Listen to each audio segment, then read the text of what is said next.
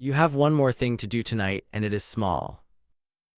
Not another task on the list. Not a final email, not a last look at tomorrow's calendar before the screen goes dark. Something quieter than that and somehow harder. The day is nearly over and you are about to do what you do every night, which is nothing at all. You will let it trail off. The hours will thin and the day will simply stop being today without your ever deciding it should. But a day that ends that way does not actually end. It only goes quiet. It keeps running underneath you, the unfinished thought, the thing you should have said, the small wrong you never named, all of it still moving while you try to sleep. Tonight is about ending the day on purpose. Closing it the way you would close a door you intend to keep shut, with your hand on it, knowing it is done.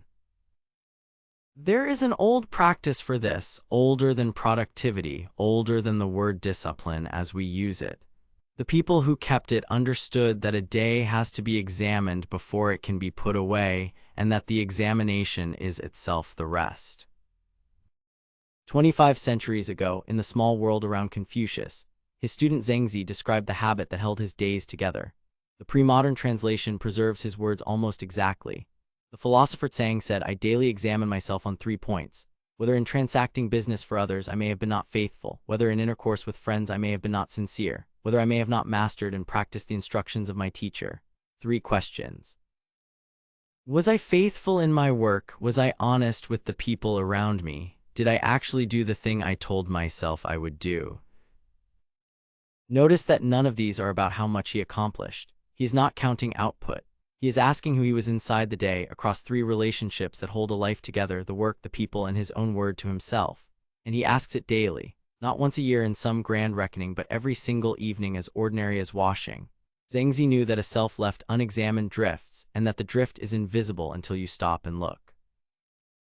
1,000 years later, and a world away, Ignatius of Loyola built the same instinct into a structure so durable that he told his followers to keep it even if they abandoned every other prayer. He called it the Examen, the examination of conscience, and it has 5 steps. First, gratitude for what the day gave you. Second, you ask for the light to see the day honestly. Third, the review itself, walking back through the hours from waking to now, the thoughts, then the words, then the deeds. Fourth, you face what went wrong without flinching from it. And fifth, you resolve gently how tomorrow might go differently. Gratitude, light, review, honesty, resolve. It is not a performance review. It is a way of being present to your own life before it slips past. What strikes you, putting the 2 side by side, is how little distance there is between a Confucian student in ancient China and a Spanish soldier turned mystic in the 16th century. Different language, different faith, different continent, and the same human shape. Look back, name what was true, set it down. The convergence is not a coincidence. It is what a human being needs to stop. The modern world rediscovered this without always knowing where it came from. Donald Robertson, a therapist who spent his career connecting cognitive behavioral therapy to the old Stoics, describes the evening review as something close to a rehearsal.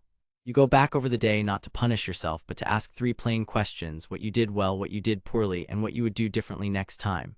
And here is his quiet insight. The difference between lying awake in anxious rumination and lying down in genuine reflection is not the looking back. It is the structure. Anxiety loops the same regret with no exit. Reflection moves through it, examines it, and closes it so that the mind has somewhere to arrive. The review done on purpose is what gives the rumination an ending. You are not avoiding the day's mistakes by examining them. You are releasing them by giving them their one honest look, and then their rest. There is a reason we let the day leak instead of closing it, and it is worth saying plainly. To close the day deliberately means facing it, and the day always contains something we would rather not see. The conversation we handled badly, the hour we wasted and resent ourselves for, the promise to ourselves we quietly broke again. It is easier to let the evening dissolve into one more scroll, one more half attention, than to sit for 2 honest minutes and look.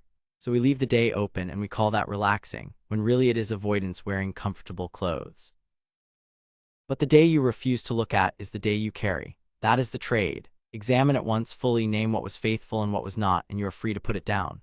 Refuse to examine it, and it examines you at 3 in the morning instead, on its own terms, with none of the mercy you could have given it.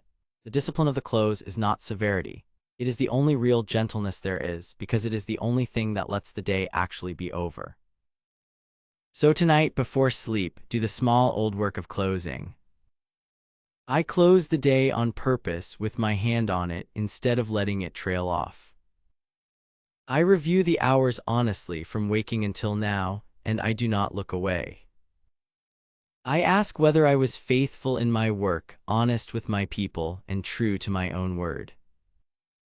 I name what went wrong once plainly, and I ask nothing more of it. I set the whole day down, the good and the unfinished alike, and I let it be done. The day is examined now, and the day is closed. The three questions asked and answered and laid quietly to rest. The hours walked back through one last time and then released. What was faithful kept and what was not forgiven. Nothing left running underneath you. Nothing still asking to be lived. Only the slow breath and the settling weight of a day that finally has an ending. And past this sleep the morning will ask the other discipline, the brighter one. The guarding of the first hour that Thoreau and Cal Newport and Naval each in their own way called the most decisive of the day. The one called the first hour belongs to you, but that work is the morning's and not yours tonight. For tonight the only thing left is to be a person whose day is complete, who looked and named and let go, who closed the door knowing it was done and now simply rests behind it, held, unhurried, finished, and still.